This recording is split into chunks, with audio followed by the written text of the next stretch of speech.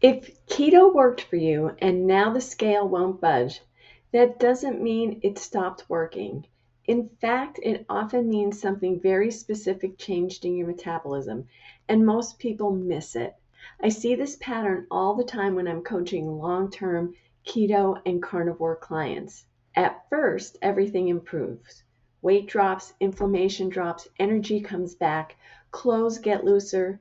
Then a few months, sometimes a year, sometimes even later, the scale stabilizes and they assume something went wrong.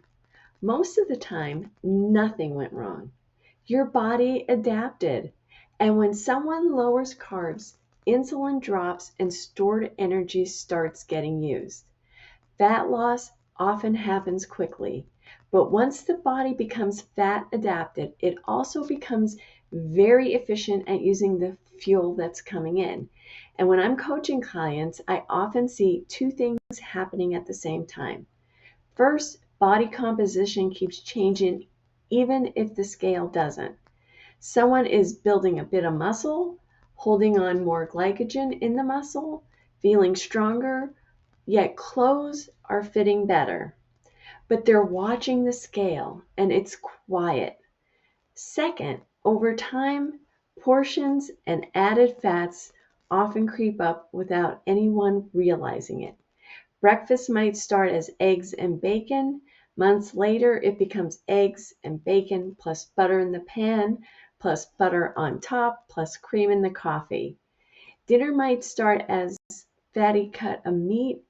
Later, it's the same meat plus added butter, plus cheese, plus a heavy sauce. Nothing dramatic, but just gradual increases.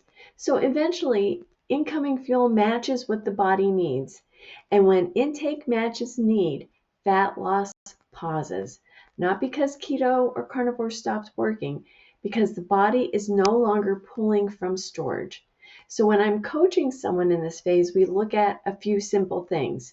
If clothes are still changing, strength is improving, and energy is good, plus your waist is still shrinking, then I reassure them your body is still changing, just not the scale.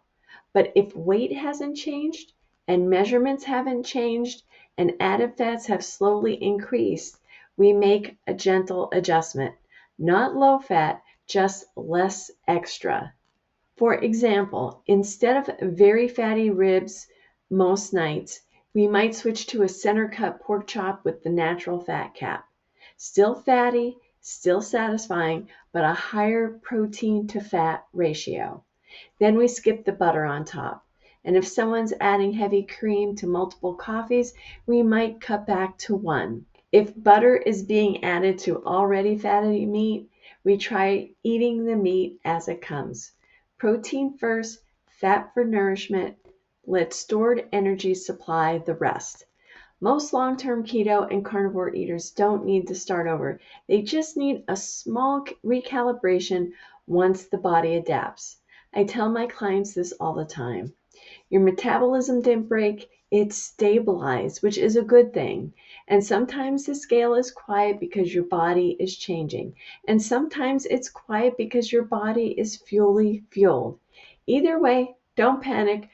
We just look at what changed over time, and usually the solution is simpler than people think.